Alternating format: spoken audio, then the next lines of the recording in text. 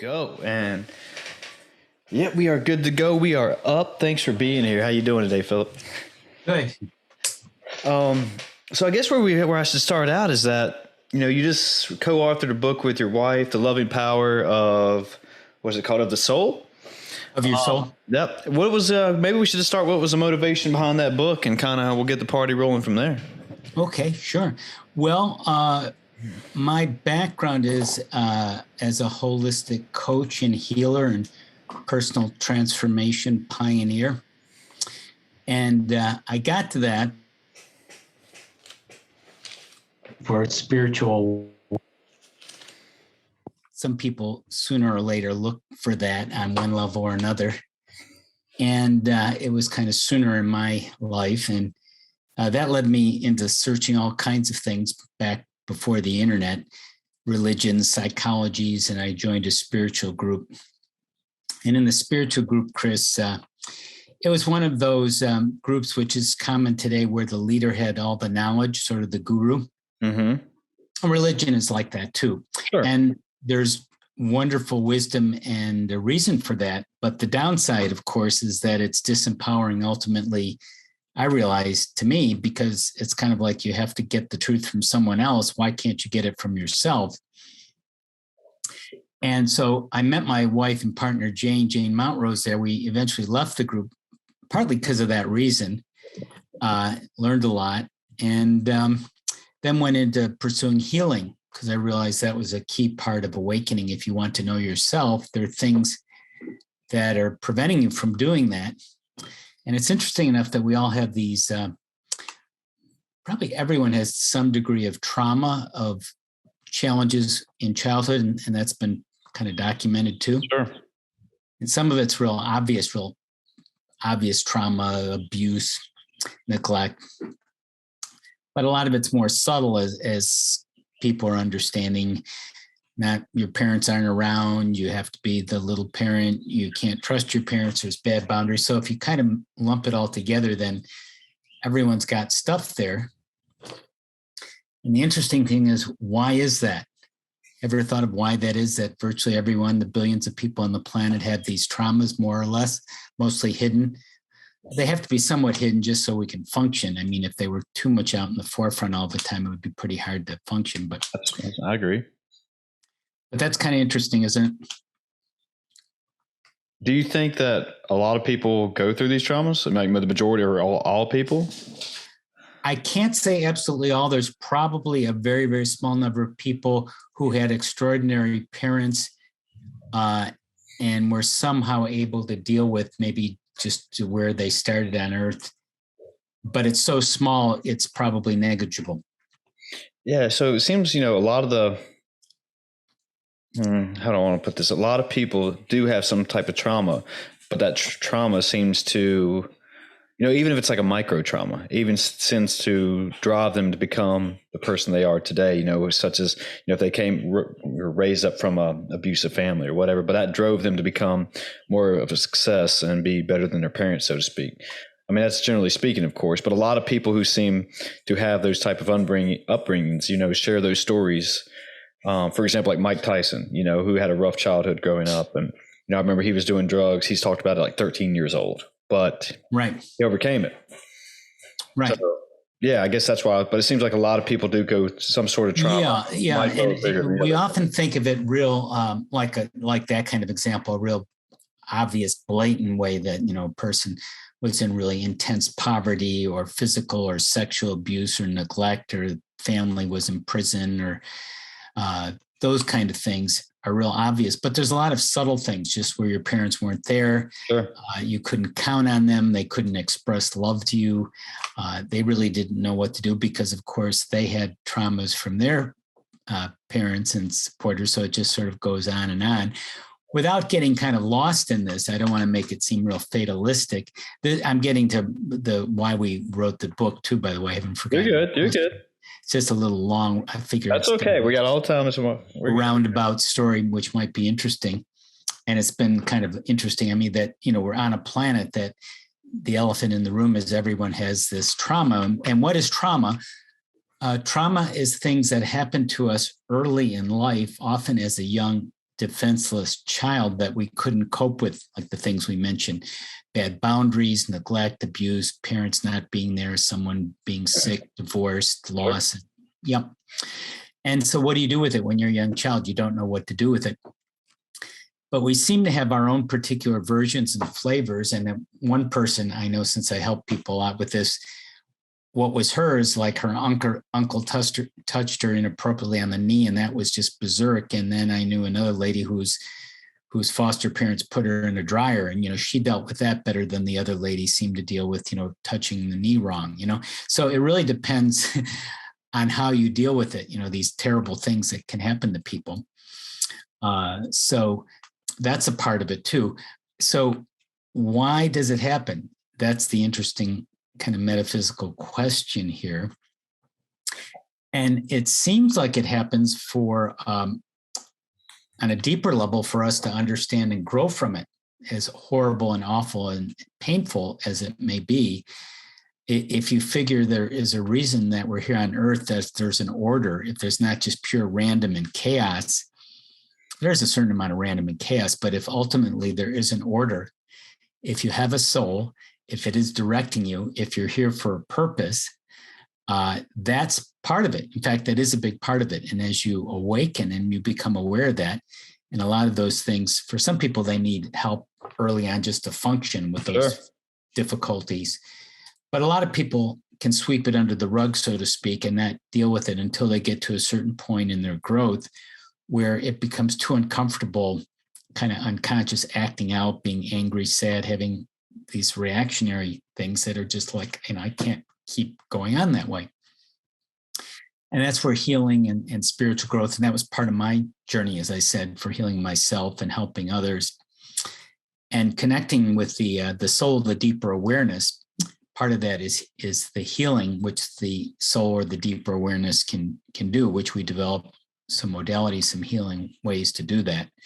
So you can get good and clear and use all that to help and heal yourself for more love and creativity and compassion.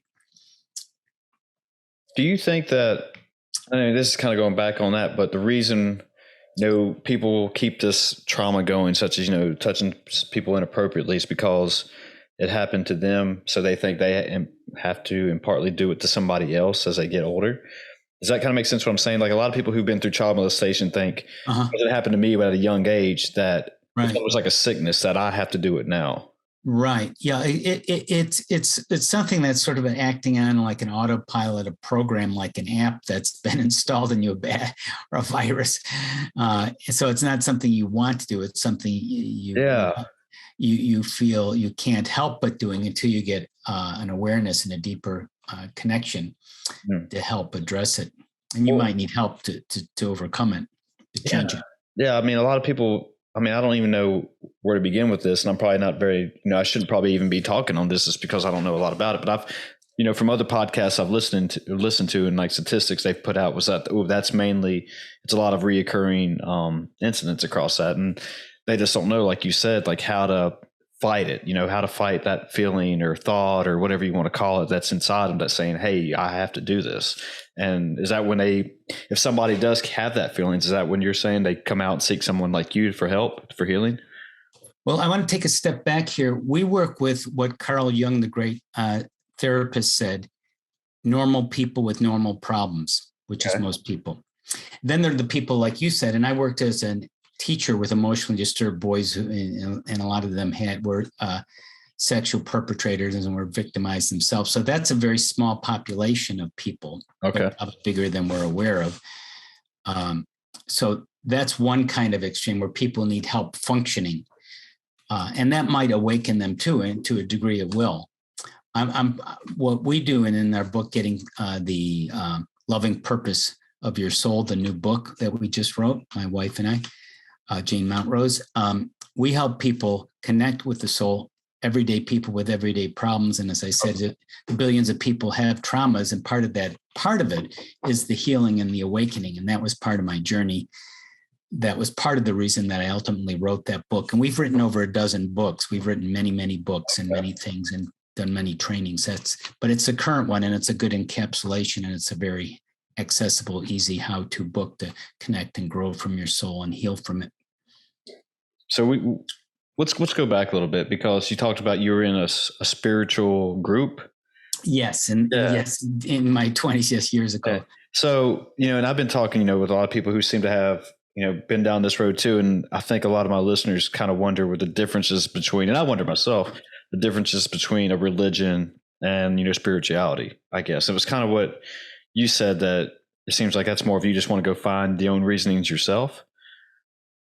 Find the truth and connect directly with the source, oneness, God, the larger intelligence, universe, oneness. There's many words. So connect directly with your own spiritual source, from which you're a spark in the soul, which is really directing you here through the illusion of not only Zoom, but just the physical reality we're in.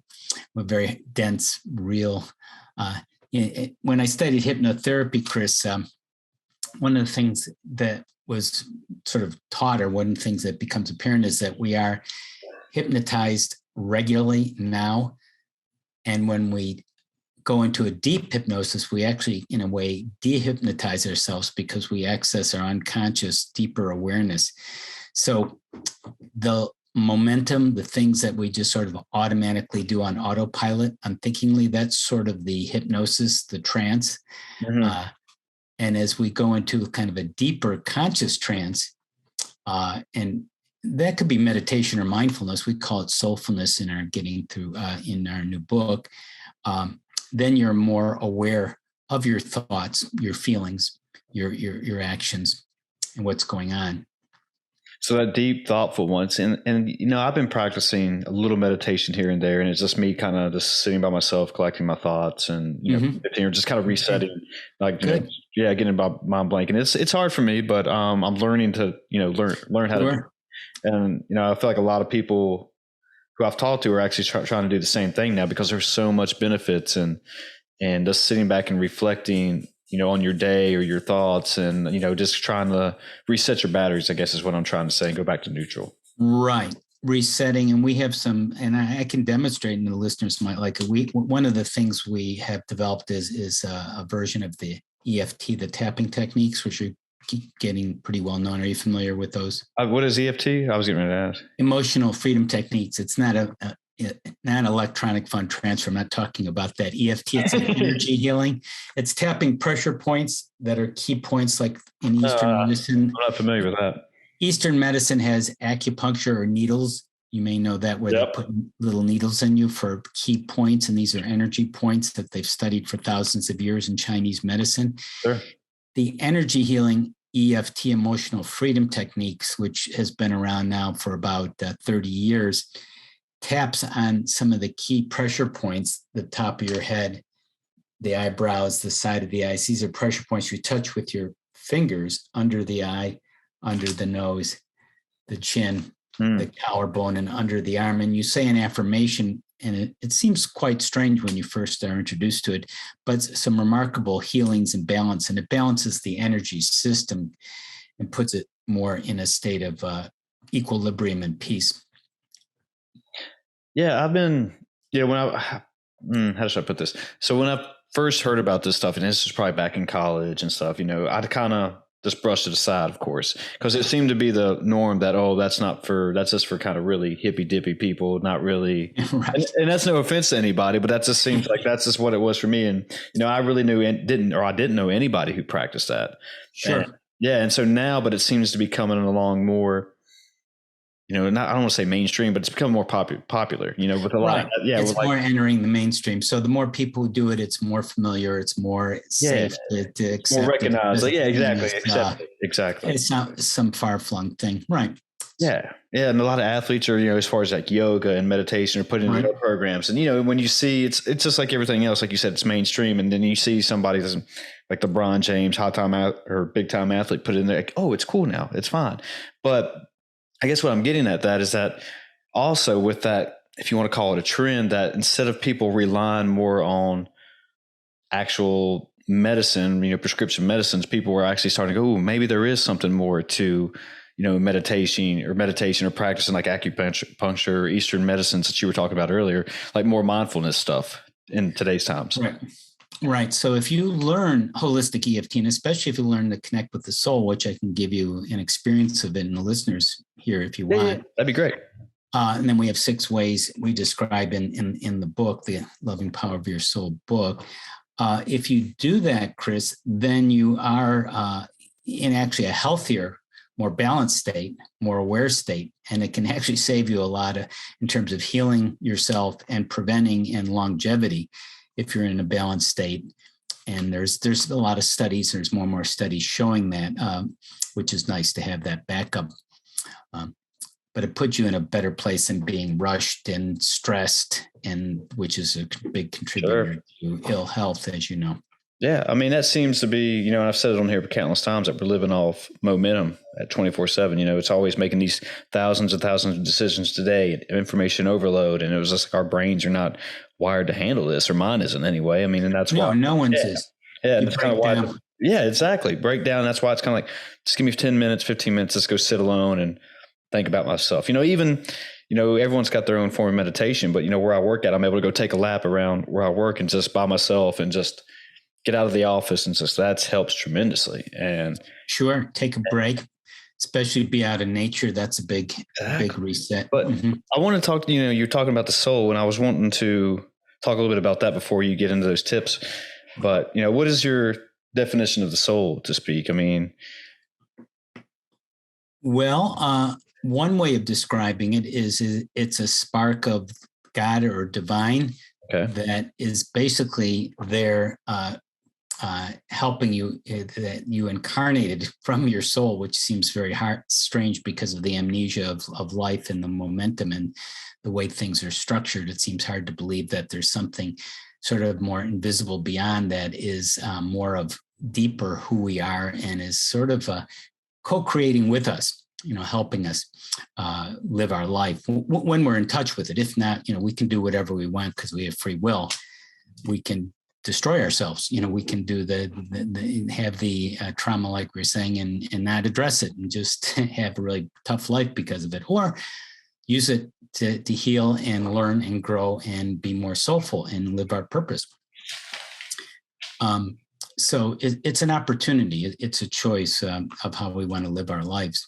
But the soul is that divine spark, and we incarnate to learn and grow in this lifetime from that. And when we become more aware of this soulful presence, which is there when you have awesome experiences, like if you have if you see a beautiful sunset or sunrise, you're in that kind of awesome oneness, right? Sure. You feel connected with everything, or you go on top of a mountain and you feel like at one with the world, right? Yeah. Yeah. There's a different sense to it for sure. There is. And the thing is that people don't realize, most people, is that you can connect with that energy, that awareness at any time, at any moment.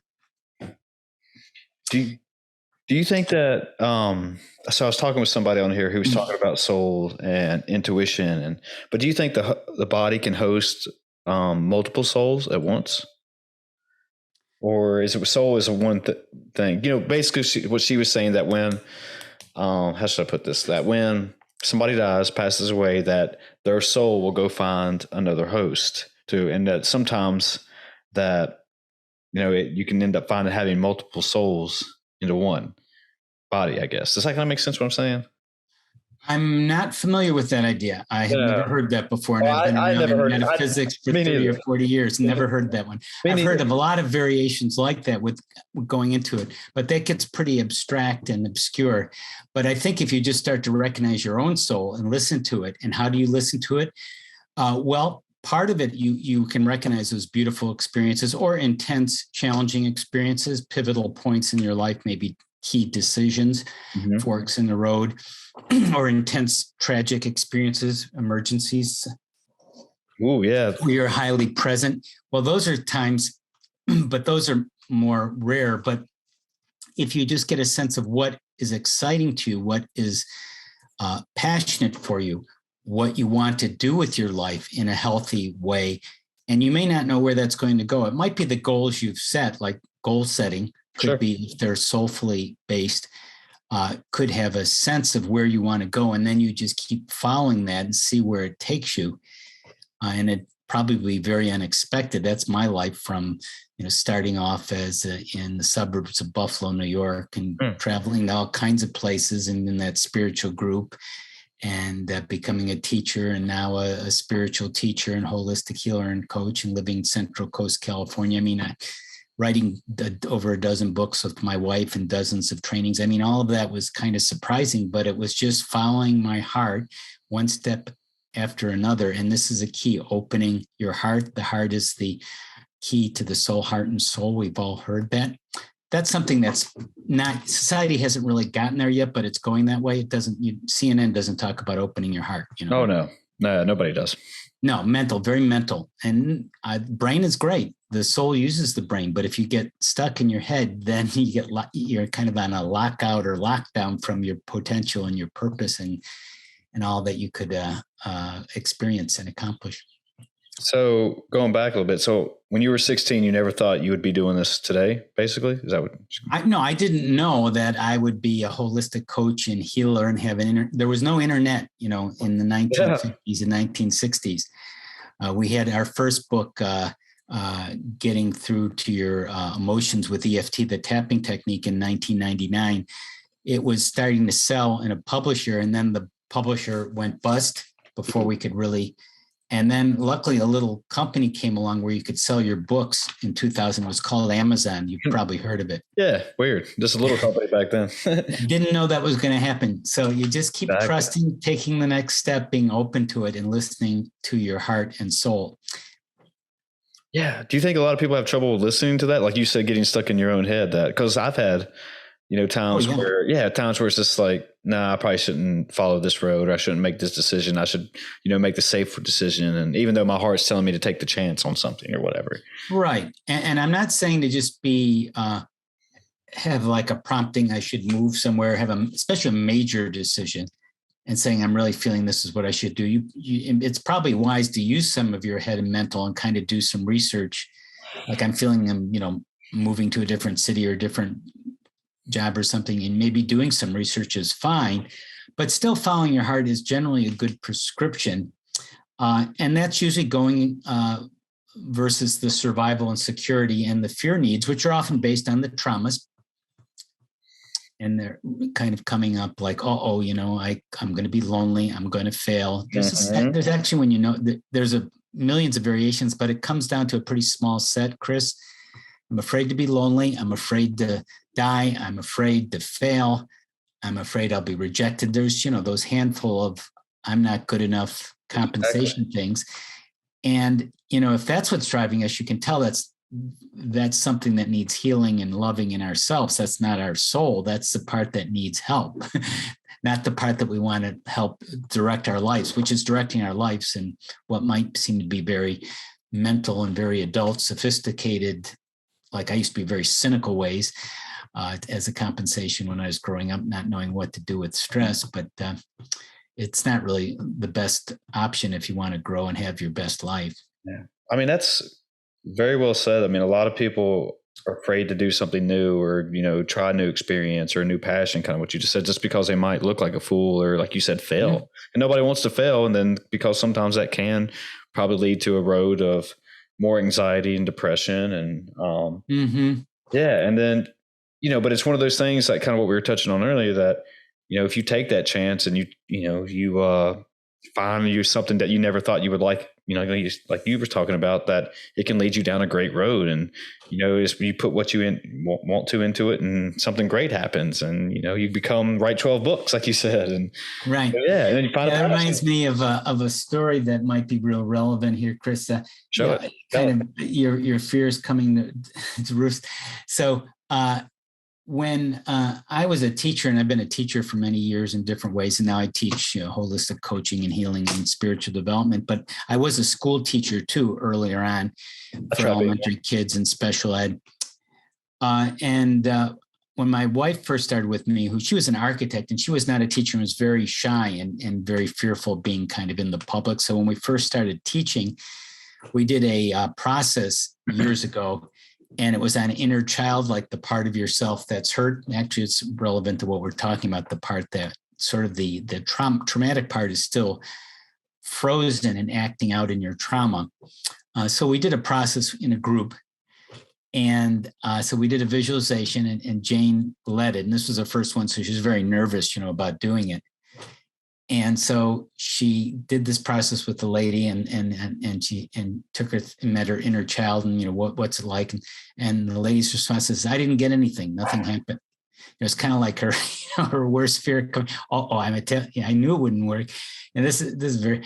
So there was a pause, and I just said, hey, this is great. This is a really teachable moment to find out what happened there, to see what, to go a little deeper. And so we just used it to go further in the experience. And she remembered that, what seems like a failure, if you keep going into it, can be a good experience. Yeah, that's exactly it. That's that, even if it fails over and over again, that it could still be an experience and you learn from it, or you find your purpose. Yeah. And you may need to shift directions. I've had to reinvent myself many, many times, having this career for decades now, and it keeps changing. It's still in the same theme and ballpark of spiritual growth and life purpose and healing, but more and more awareness and different ways to doing it as I grow and as society grows on the things that are coming online in the world in general today. How do you mean when you said you reinvented yourself? You learned some new things or new ways, and you decided to incorporate that? Right. We keep learning new modalities, having different kind of ways of supporting or healing, bringing in sort of angelic elements. That's something, just being aware of those presences. When we were when we wrote one of our first books was Getting Thru to Your Soul, which was in 2000, which was pretty advanced relative to what was out there then.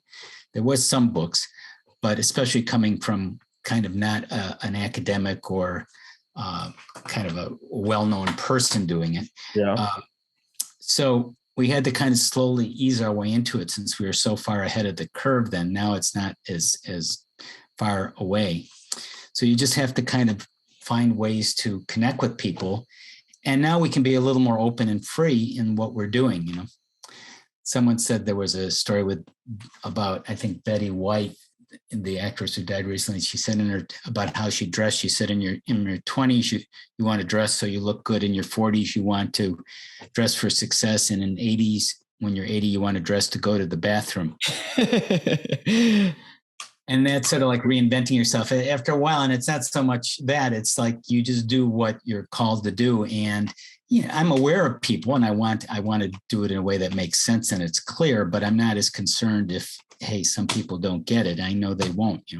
Yeah. Do you find it hard to connect with? Well, I guess you probably don't, or having people connect with you, is it pretty tough? Because you're actually trying this for the first time and seeking your guidance. What do you mean connect with me? I'm not quite sure. I understand what you're asking. I guess open up to you and explain, hey, if I was feeling depressed or had too much anxiety or too much burnout, and I came to you for some type of help or guidance, or yeah, I mean, is it tough just to open up for the first time until I finally feel more comfortable, or share my problems? Well, each person obviously has a certain amount of connecting, but generally people connect with me. They're attracted to a soulful way of living and going deeper into their awareness and spiritual growth. So they're very open to it. Most people who would connect with me or take our trainings at gettingthru.org, at Awakenings Institute, our nonprofit organization. Gotcha. Yeah, I was just wondering that, if it's one of those things that maybe they just have tried, going to, I guess, your actual regular doctors or therapy or whatever. And, they say, oh, I'm going to try this holistic approach now and come to somebody like you. But it's like, I really don't know how to handle it or talk to somebody this way or actually open up to somebody, because I just don't know. It's one of those things. Yeah. So do you want me to show you just an example of kind of how this all works? Yeah, that'd be great. With yourself. And this might answer a couple of things. And this is from The Loving Power of Your Soul, one of the techniques for soul connection, and teach a couple of things in one piece here. And it's kind of brief. So it'll do the healing part, the connecting part. So, and this could be someone who would come to me, or it could be the person listening to this show right now, and it'll be with you and me. So we maybe start with the part that's something. Is there something, if you don't mind sharing, and maybe something a little irritating or frustrating to you? Do you mind mentioning something like that?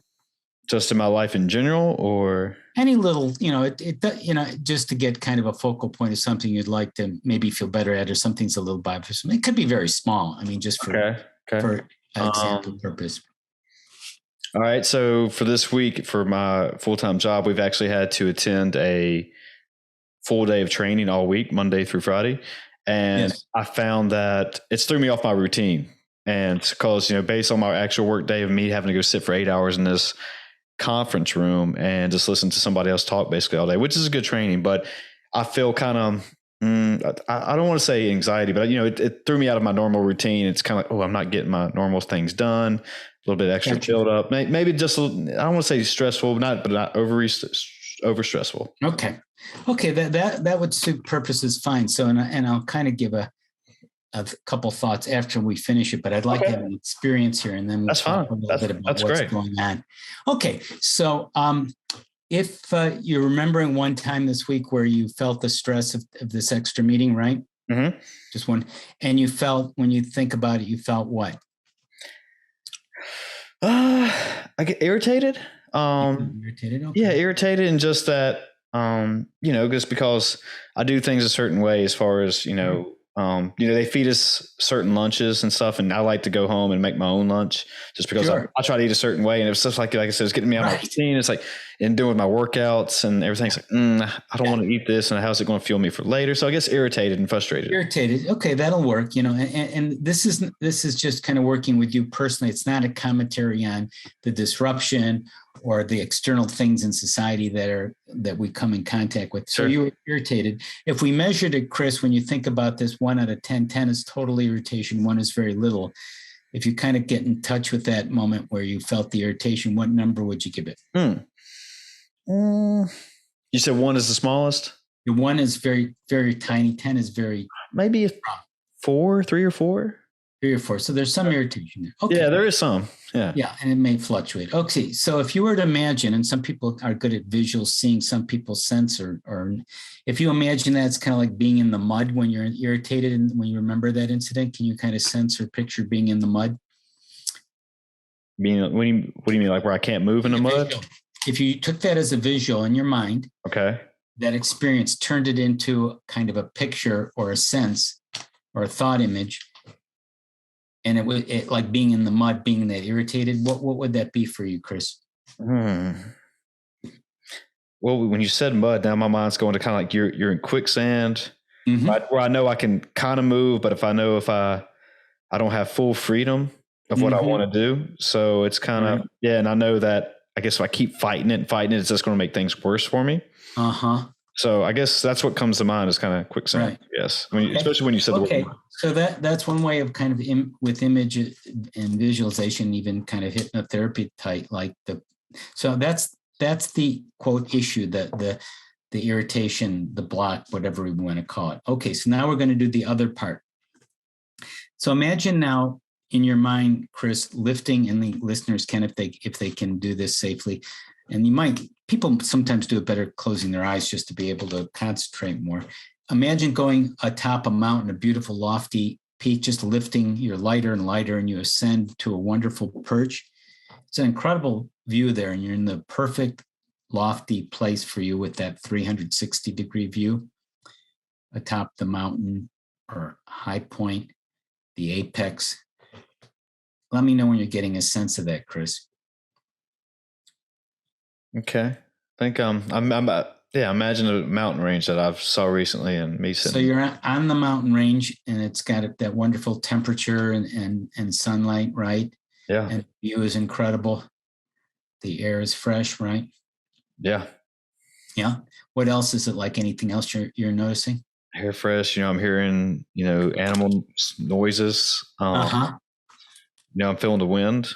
I just kind of feel more, I don't want to say at ease, but feel more like my mind's relaxed. So you're relaxed. You're more expansive, would you say? Like I'm trying to, take it, like it's more or less when you see a great sight, you just try to take it all in rather than just thinking about what's posted on social media. Or so you're kind of opening up in the moment and relaxing. Would that be accurate? Yeah, like how I would actually feel if I was actually, yeah, exactly. So you're just there, and in your mind, you can be there wherever you are in your mind. Okay, great. So now you're in this more connected place, more at one with everything, with the relaxation and expansion, right? Yeah. So if you imagine from that high place, that beautiful, expansive place with the temperature and air and wind and wonderful animal noises accompany you, right? Hmm. And you're now aware, and you kind of look back or sense your older self who was in the quicksand, right, with the irritation. What would you say or send to help, maybe an image or energy to that old self, the irritated quicksand part of yourself? Could you send something to that part? Could be energy, a word, a love, an image, just kind of help that part out. It's probably just, I probably would just say it's temporary. Mm-hmm. That, it's not, forever, it's just, a short range of time, and you just got to kind of suffer through it. Okay. And that, So if that were that temporary, that wonderful advice, if that were an image or a color or a symbol, would that sense of it being temporary, just a passing? What color or sound? Yeah, it could be a color or an image or a sound. That sometimes is an easy way to understand it. I like, my favorite color is blue. Okay, so it's blue. Is there a shape to it? Well, I'm thinking circle now because you said that, but okay, yeah, whatever you think is right. You're right. Whatever, there's no right or wrong on this. I didn't really have a shape in mind until you said just a connection, blue circle. Okay. So send that beautiful blue circle into your old self. So you're in a lot better shape there. Okay. The old self down there at the bottom of the mountain that was having some irritation and struggle. So how's that old part doing? It's doing better. How's it feeling now? It feels better, just, now that I, thought about it, and that it's just temporary and you can hang on, and right. Yeah. And that, it's not going to last forever, and you don't have to do it, right. You don't have to keep doing it. Yeah. Yeah. More at ease, I guess, more that just relaxed. Right. Good. Excellent. Okay. You just take a deep breath, feel grounded back in the room. Okay. So let's review. Okay. Well, what just happened there? What did we do? I mean, it was an interesting experience. And so that's what we call the mud to the mountaintop or apex process. That's how we call it in our Loving Power of Your Soul book. And it's pretty easy and natural to do using imagery. And the soul is very connected or very accessible through imagery. So that soulfulness is that connection with nature and that oneness and that 360-degree knowingness. And the more you do it, the deeper and easier all this gets. And you take that energy and superimpose it into your stuck energy, the energy that's stressed. And it doesn't mean that something's not stressful. I mean, obviously, right. I'm not dismissing you having a legitimate stressor in your life. Sometimes it is sort of an imaginary or overreaction, but I mean, there was a certain element of stress legitimately in there, but how you respond to it is what we're talking about. Yeah. And, with that said, though, that was like one of the main things. And, when I do my podcast and stuff, I tend or try not to overshare too much. So that was like the main thing that I felt that was pretty recent. But, if you and I were obviously off air, I could probably find something a little bit. Oh, no, but that was a good example. That was, I think, illustrative. What more people would be dealing with, I would think, on a daily basis, I would think. Oh, yeah. It could have been pick a card, any card, as I say. Anything would work. And the idea, the difference from that is, yes, we could have started off and I could say, I could have said to you, you could have told me the experience. And I could say, well, it's only temporary and it's going to pass. Mm-hmm. Completely different. Exactly. Hey, you're smoking, it's unhealthy for you. Yeah, I think I'll quit now. Thanks. You just solved my problem, Bill. So, but when you experience it from a soulful, connected place that's integrated deep into your being, then you start to change. Mm-hmm. Remember, we talked about reinventing ourselves and growing. As you do that more and more, well, now I'm a different person. I keep growing and learning and shifting and adapting. You think that's one of the keys to success? I do.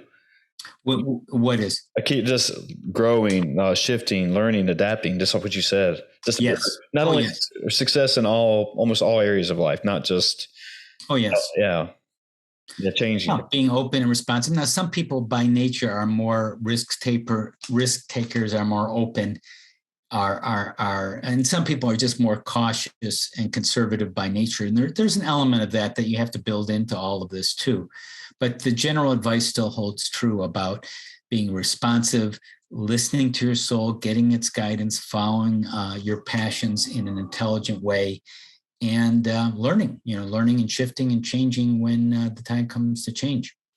Yeah. Yeah. And I feel like it scares, I mean, I'm generally speaking again, of course, but I feel like a lot of people were scared of that change, and we're creatures of habit, right? Right. There's an uncertainty in change, and that's built in partly for protective purposes, because in the change, there could be something dangerous around the corner. Yeah. That's what I was getting ready to get at, that, back in, I saw, it's almost that our mind is set to survive, like a survival instinct. And that if we make a change that could probably, like you were talking about earlier, taking a risk or hurting us in some way or trying something new, that our brain's like, nope, let's stay safe here. That's taking too much of a chance. We can't do that. And that's like almost how our brains are almost wired. Yeah. And that's an either or, a limited thinking. And, there's some of that which is useful for being resilient and just surviving. That's useful, but generally we don't have to worry about that unless you're just sort of a foolish, impulsive person and you're too much of a risk taker and have too much of a death wish. And if you're prone to that, that's something to be aware of. But if you're not in that, maybe more people are, like you said, are afraid to change because they're worried about failure or losing or losses. Better to have loved and lost than not to have loved at all. Ooh, Shakespeare. Good saying. Good saying. Yeah, that's one of the things that you got to take this chance or even try something. Or like you just said, if you want to try for love, you just can't go your whole life without trying. You actually, if you want to learn to see how it feels, and it sucks sometimes, but you got to try. Yeah, like you just said, better to love. Just look at it that from your last day. One day will be your last day. You're looking back. Do you feel like you did what you could and what you wanted to do, or did you hold back and not do things because you were afraid to fail or something might happen, and you kind of died with your music in you, as it's sometimes said. Sometimes I wonder. Well, I'm stealing this from, his name is John Welborn, and he was an NFL player for a while. Now he has his own podcast, and he kind of talks on things like this sometimes. And he was basically talking about, when you're laying on your deathbed, when you're looking back at your life, do you want to, like say, man, damn, I wish I would have got that new iPhone or whatever, or do you want to say like, oh, actually, tried something or took that trip or or took a chance on whatever, you know what I'm saying? Right. Yeah. And I think I don't know if a lot of people don't understand that. Like we're almost living in too much of a materialistic world sometimes. Mm-hmm. Mm-hmm. And that it's almost a social status. A little, and that's just, now we have so many wonderful conveniences and technology, which is a blessing and a curse. And we need to use that with a lot of discernment. Yeah. I mean, with your practice, are you using any new technologies out there, or do you kind of stick with, well, we've had our trainings. We've had our first website came up in 1997. So we've been on the internet for 20 some odd years. We have a vast website with hundreds and hundreds of articles and videos and all those books we wrote and downloads and training. So we have a very extensive web presence. Our business now is fully a web business, internet business. What's about the way to go? I mean, you get the most traffic that way and cast the biggest net. So, right. Yeah, you can connect with people. We used to have like our trainings and things in offices, our home office and so forth, which was nice and had its own benefits. But now we have students from all over the continents, all over the world, who are buy our books and so forth, which is really wonderful. And speaking with that, I mean, if somebody was, wanting to, start learning more of the holistic approach and get more experience out of it, what would be the best way for one to do that? I mean, is there small little things that one could practice on their own that you would recommend, or is it, just coming to find somebody like you first to help them out? Or hope that kind of makes sense. Well, there are probably some readings and videos. In fact, if you don't mind, I'm just going to, I wanted to offer your listeners a free gift, which would be a good way to get started. Ooh, okay. And we mentioned our new book, The Loving Power of Your Soul, in this little free gift. You get an excerpt from that, which would be a good way to get going. There's a holistic EFT, a tapping technique video that I did, a little healing video.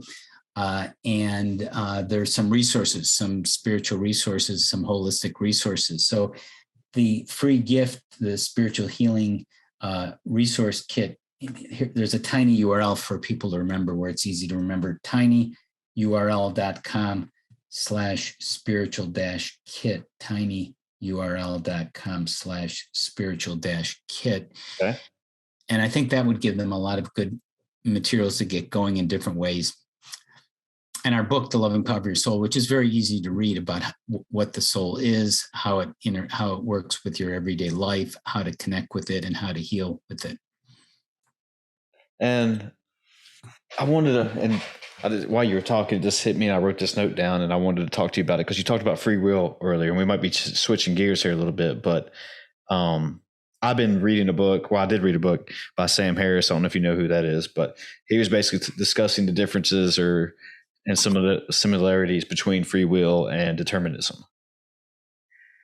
And I wanted to see, like, you said, think everybody has, his argument was that, I can't remember what his argument was now, but he was basically discussing, do most people think they have free will no matter what they do? It's all up to us, or is life our choices and how our life goes predetermined? Right. Well, what are your thoughts? Well, one thing that I think makes it confusing to people is that there's a lot of large collective events that are affecting us. And some of those happen, quote, beyond our control, and some things are randomly happening to us. So that sort of throws a confusion in the topic. But basically, I believe we do have free will. Nothing is predestined. But, and here's the big but, or I should say and, our soul has a plan. Remember, what is the soul? It's the spark, and it's eternal. It goes from lifetime to lifetime. It's there kind of in the background, the app or the director, the co-creator who's there. When you awaken up to it, it becomes very evident it's been there all along. Sure. So since that has a plan, what is the plan? How do you know the plan? Well, that's what we've been talking about for the last 50 minutes. The plan is when you, maybe I can be as bold, you meet maybe one like me, and they help you get in touch with the mountaintop and that greater awareness, and you can start to direct your life. You don't have to just react to the busy schedule. And so, wow, now I have another resource. So your soul is giving you, maybe people listen to this, a spark. There's a reason, wow, this is giving me a clue, something, hey, I'm excited maybe to read our book or some other resource to know more. That's my next step. And that will take you to your next step. And that leads you into your destiny, but you're choosing. You can say, here's your soul. You can have a wonderful life, or you can say, oh, it's just nonsense. It's ridiculous, Philip. I don't believe in any of that. Fine. It doesn't change the truth or where you are, from a greater perspective. I don't believe in the sun. It doesn't matter if you do or don't, You take a lot of that feelings and intuition. The intuition, which comes from opening your heart, is a part of it. It's a link, and it links to your right brain, science shows you. So you have ways of understanding something beyond just the mental, the logical, and it uses the logical and the reasons too. That's a part of things, but it's a way of kind of connecting you with a greater knowingness. You think everybody has intuition? Sure. How active or aware, and some people might be more intuitive by nature, but for various reasons too. Yeah, we were talking about intuition, or I was talking about intuition the other day, and also awareness at the same time. And that I forgot how exactly the conversation went, but it was one of those things that, if you do something, I forget. So somebody who flips a coin and they're trying to get heads every time, and they finally get it, but the other person didn't, right? And so they get interviewed, and they were saying, I think this is Neil deGrasse Tyson's explanation. If he's like a famous astronomer, astrologist, I can't remember. But anyway, that it's like, oh, I was just feeling like I was going to get heads, 50 times in a row. I just knew it was going to be me. But they went and asked, they never go and ask the other guy who didn't get it, even though he was feeling that he could get heads. every time too. And that, and I guess where my point is that, a lot of people were saying like, well, did you really think you had intuition, or were you just kind of just hoping at the same time you were going to get it? Because a lot of people, they act on something just because they feel it inside them, or they open up their heart, like you said. And, and I've had things where I've done something just because, and I didn't really know why I was doing it, but it was because, and I wasn't very self-aware. Right. But then it was like, ooh, when you go back and think about it, it's like, hey, that was, I guess, intuition. I mean, I just did that because right. my body or my brain or whatever it came from was telling me to go act on this. And I felt like it was the right thing to do or whatever. There you go. Yeah. So that's that intuitive hit, that message from your soul, from your awareness, from a higher source beyond the physical, helping direct and guide you. Yeah. What do you think about out-of-body experiences? Well, that makes sense because our consciousness goes beyond just our physical body. I mean, if you want to consider, you have a mental body. Sometimes it's called your thoughts, and emotional body, your emotions, and your spiritual body. So they're higher bodies. There's higher vibrations, and when you're going back to let's use the visualization, the soulful. If you're on top of the mountain, you're connected with a lot more than you normally are in the mud. Mm. That's like going out of your normal body into a higher body. You could even say that. Yeah, I had a car wreck when I was 16, and I've talked about this before on here, so I'm sorry, folks, if you heard it before, but I want to get your thoughts at. It was like I was standing on the side of the road watching my car. Mm-hmm. It did a 180 and hit the other side of the road and flipped. And I really felt weird that if I were to tell somebody that, they would look at me different or think it was, no way that ever happened. That was just you. But is that, what am I trying to ask? Do you think that's part of the soul, like kind of going out and watching you do that, or like kind of like a protecting me at the same time? Or I don't really know how to explain this because I haven't thought about a lot on it, but it was an out of body experience. And I always wonder, like, what caused that? What was that? Well, I think we do have not only our soul, but protective beings, higher beings helping us and supporting us to a degree. So there are invisible forces, sometimes called invisible friends, guardian angels and such around us. So that makes sense. And you can connect with them. And since it's from a higher realm, it's different from what we normally think as our regular senses, it's hard to verify it. But the more you've accessed that realm and around people who have, the more believable it is. And there's just a lot of questions that can't be answered without realizing that must be true. It's one of life's mysteries, I guess. It mysteries to an extent, but some of it makes total sense that there's otherwise, you're just a random speck that you're just born and you die and, that's it. And it just doesn't mean much. You're just sort of a physical you're surviving and propagating, and that's all life is, Yeah. It's a lot to take in. I mean, especially coming down a road like this, basically, compared to how you actually grew up, I guess. If you grew up, very religious into a religious family, and then this is a whole new approach of things. Yeah, it's different. It depends on your background, and realize most of what how we learn or think what we quote thinking in quotations is from our programming. What does that mean? When we were young and very vulnerable and our mind was opening up in our first few years of life, you learn things from your parents, your caregivers, authority figures, repetition. And some of that is useful and even helpful, but it's just stuff that you didn't necessarily know at a very deep, soulful level. And then you carry it as an adult. Like, this is why all my family believes this way. Everyone in this neighborhood feels. Mm-hmm. Why do they all believe it? Because everyone else does.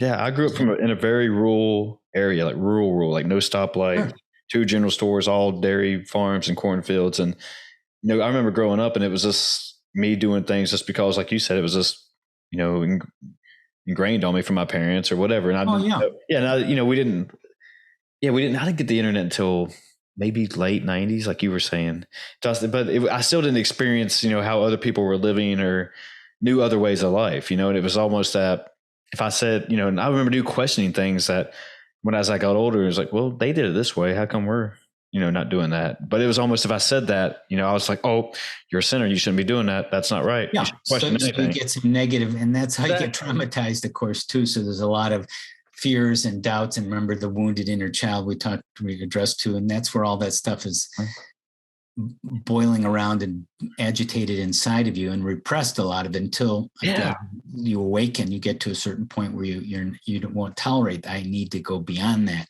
Mm-hmm. Some people are not at that point and may never in this lifetime get there. But if you are, and you probably, if you're listening to this podcast, you are, you question, you want to go further and make more of your life than just follow what everyone else you grew up did and thought.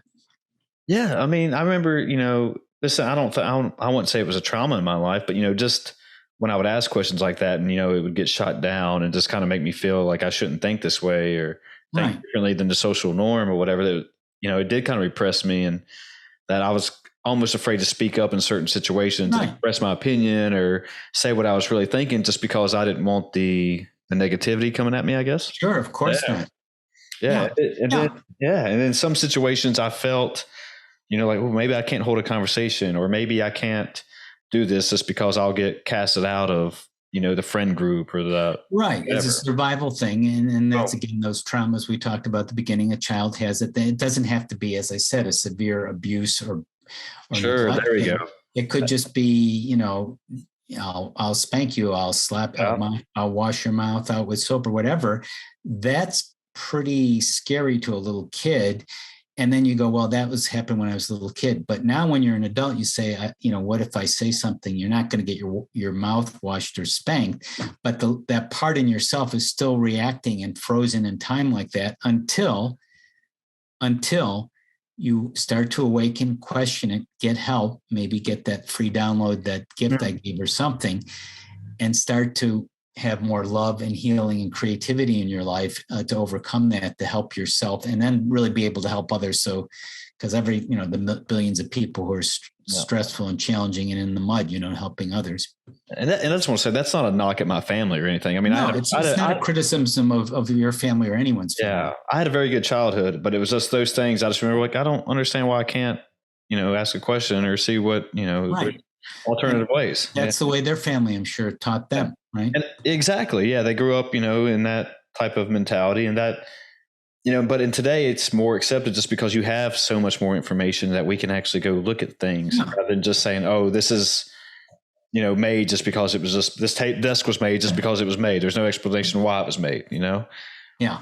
So a good reference, a good standard, Chris, and for people is the soul comes in from what I can tell, for mainly 4 reasons you, me, and the other, how many 8 billion people on earth are here for? For loving, learning how to love, learning how to be creative, healing, and growth. So whatever you have happened to you and the other billions of people is to help you heal, grow, love, create. So that's why these things happen. So we need this kind of backdrop, this contrast, these challenges, these stresses in which to do it, and these constraints here on earth. Heal, love, go, grow, and create. I mean, those 4 things seems like be the most, make the most sense in order for a person to almost be happy within their life, you think? I do. I mean, those 4 things put together seem to be a good, recipe for success and happiness, kind of what we've been talking about this whole time. But yeah, not like, it's almost like if you don't have one without the other, it's incomplete. Yeah, they're all interrelated and they're not necessarily in that order. Having some fun in the process might be a good thing to add that if it's not part of the other. Yeah, I agree there too. But, I think most people, that's what they want out of life is love, success, and, and be in good health. Mm-hmm. Yeah. Living there as fully as they can. Yeah. I don't know. I feel like a lot of people want that. I don't know how many people have found that, kind of what you said with, through not being self-aware or opening up. Right. It's challenging without it because you're sort of missing a basic element. And for some people, for this lifetime, maybe it's just sort of having a good family life and the family's doing pretty well. And that was good. And that was enough, And for many people, they want to go beyond maybe just a family life and helping their family. They want to know themselves much more deeply and help more people at a deeper level with compassion and love and creativity. Phil, I think it's a good way to take this podcast home on that right there. Like good Sounds way good to me. If you want to plug in what you were going to give away the free listeners again, or if people want to let me just mention our extensive website. Sure, go ahead. Yeah, plug anything you want to. Free downloads.